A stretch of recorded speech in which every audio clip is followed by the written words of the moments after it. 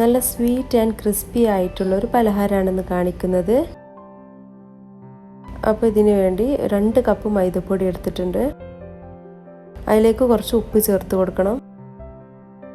പിന്നെ ഒരു 2 table spoon oil അല്ലെങ്കിൽ മെൽറ്റഡ് ബട്ടറോ,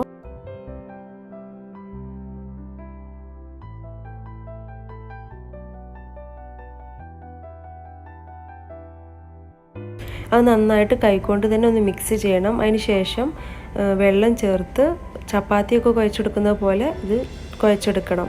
ഇത് ചപ്പാത്തിയുടെ അത്ര സോഫ്റ്റ് ആയിരിക്കില്ല, ഇതിൻ്റെ ഡോ കുറച്ചൊരു ഹാർഡായിരിക്കും. അപ്പോൾ അതിനനുസരിച്ച് വെള്ളം ചേർത്തിട്ട് കുറേശ്ശെ ചേർത്ത് കൊടുത്ത് ഇങ്ങനെ കുഴച്ചെടുത്താൽ മതി. എന്നാൽ വെള്ളം കൂടി പോവില്ല. അപ്പം നമ്മൾ മാവ് റെഡി ആയിട്ടുണ്ട്. ഇനി ഇതിലേക്ക് വേണ്ടിയിട്ടുള്ള സിറപ്പ് ഉണ്ടാക്കാം. അപ്പോൾ അതിന് വേണ്ടിയിട്ട് 1 കപ്പ് വെള്ളത്തേക്ക് 1 കപ്പ് പഞ്ചസാര എന്ന അളവിൽ ബോയിൽ ചെയ്യാൻ വെച്ചിട്ടുണ്ട്.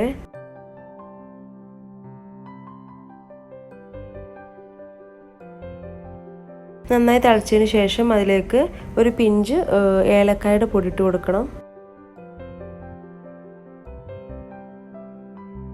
ഓഫ് ചെയ്തതിന് ശേഷം ഒരു 5-6 ഡ്രോപ്സ് ലെമൺ ചെറുനാരങ്ങയുടെ നീരൊന്ന് ചേർത്ത് കൊടുക്കണം.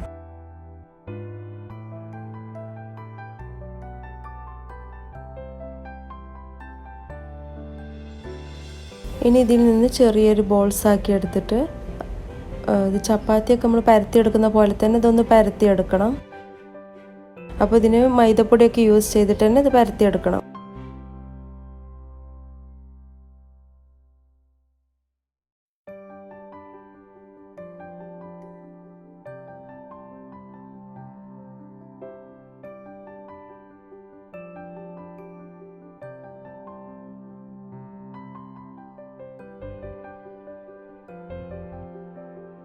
ഇത് നല്ല തിന്നായിട്ട് തന്നെ പരത്തിയെടുക്കണം, നമ്മൾ ചപ്പാത്തിയൊക്കെ പരത്തിയെടുക്കുന്ന പോലെ തന്നെ.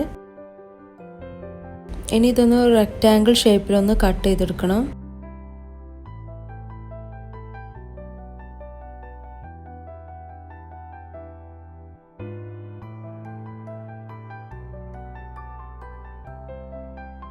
ഈ ബാക്കി വരുന്ന ഈ ഭാഗങ്ങളൊക്കെ ഇനി നമുക്ക് വീണ്ടും ഇതുപോലെ ബോൾസ് ആക്കിയിട്ട് ഇതുണ്ടാക്കാൻ തന്നെ യൂസ് ചെയ്യാം.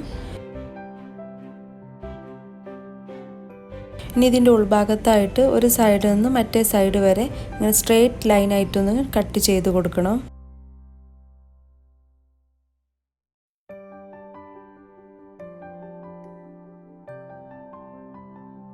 ഇനി ഇതിൻ്റെ ഒരു അറ്റം മറ്റേ അറ്റത്തേക്കൊന്ന് മടക്കി കൊടുക്കണം.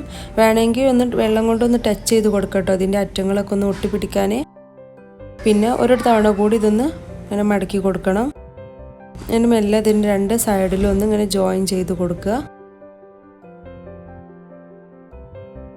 ഇനി ഇതിൻ്റെ സെൻറ്റർ ഭാഗം എടുത്തിട്ട് ഒരറ്റം അതിൻ്റെ ഉള്ളിലൂടെ ഒന്ന് ഇട്ട് കൊടുക്കുക, ഒന്ന് കുടഞ്ഞെടുക്കുക. അപ്പോൾ നമുക്ക് ഈ ഷേപ്പിൽ കിട്ടും.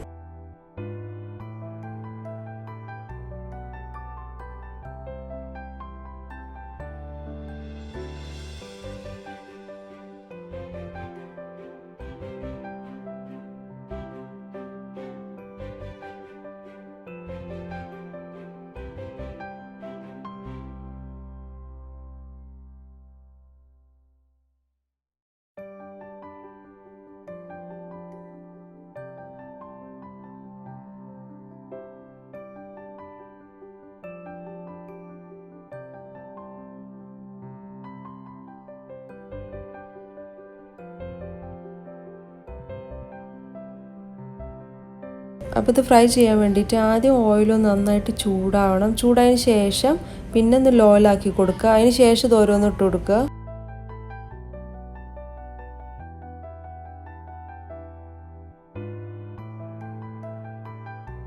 അപ്പോൾ ഇത് അങ്ങനെ ഹൈ ഫ്ലെയിമിലിട്ടത് പെട്ടെന്ന് പൊരിച്ച് കോരാനൊന്നും പറ്റില്ല.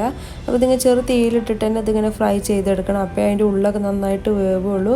പിന്നെ നല്ല ക്രിസ്പി ആയിട്ട് ഇത് കിട്ടുകയുള്ളൂ നമുക്ക്. അപ്പോൾ ഇതൊരു ലൈറ്റ് ഗോൾഡൻ ബ്രൗൺ നിറാവുന്നത് വരെ ഒന്ന് ഫ്രൈ ചെയ്തെടുക്കണം. പിന്നെ ഇപ്പോൾ ഇതിൽ നിറയെ ബബിൾസ് ഉണ്ടല്ലോ, അപ്പോൾ ഏകദേശം ഇതൊക്കെ ആയി തുടങ്ങുമ്പോൾ ഇതിൽ ബബിൾസൊക്കെ കുറേ ഇല്ലാതായിട്ടുണ്ടാവും. ഇനി നമുക്കിത് കോരിയെടുക്കണം. ഇത് ഷുഗർ സിറപ്പിലേക്ക് ഇട്ട് കൊടുക്കണം. ഒരു 10-15 മിനിറ്റെങ്കിലും ഇത് ഷുഗർ സിറപ്പിൽ ഇട്ട് വെക്കണം. അപ്പോൾ നന്നായിട്ട് അതിൽ ഷുഗറൊക്കെ ഒന്ന് പിടിക്കും. അപ്പോഴേക്കും നമുക്ക് ബാക്കിയുള്ളതൊക്കെ ഫ്രൈ ചെയ്തെടുക്കാം. ഇനി നമുക്ക് ഇതിൽ നിന്ന് കോരിയെടുക്കാം. ഇത് കുറച്ച് സമയം കഴിഞ്ഞ് നല്ല ഡ്രൈ ആയും പിന്നെ നല്ല ക്രിസ്പി ആയിട്ടുണ്ടാവും. ഇനിയിപ്പോൾ നമുക്ക് എന്തെങ്കിലും ഗാർണിഷ് ചെയ്യണം എന്നൊക്കെ ഉണ്ടെങ്കിൽ ഡ്രൈ ആവുന്നതിന് മുന്നേ തന്നെ ഇതിൻ്റെ മുകളിൽ വല്ല പിസ്ത പൊടിച്ചതോ ബദാം പിസ്ത അങ്ങനെ എന്തെങ്കിലും പൊടിച്ചതൊക്കെ ഇതിൻ്റെ മുകളിലൊന്ന് ഇട്ട് കൊടുക്കാം. അപ്പോൾ എല്ലാവർക്കും ഈ റെസിപ്പി ഇഷ്ടപ്പെട്ടു എന്ന് കരുതുന്നു. നല്ല സ്വീറ്റും ക്രിസ്പി ആയിട്ടുള്ള നല്ലൊരു ടേസ്റ്റുള്ള ഒരു പലഹാരമാണ്. അപ്പോൾ എല്ലാവരും ഒന്ന് ട്രൈ ചെയ്ത് നോക്കൂ. പിന്നെ ഇതുവരെ എൻ്റെ ചാനൽ സബ്സ്ക്രൈബ് ചെയ്യാത്തവരുണ്ടെങ്കിൽ ഒന്ന് സബ്സ്ക്രൈബ് ചെയ്തേക്കണേ.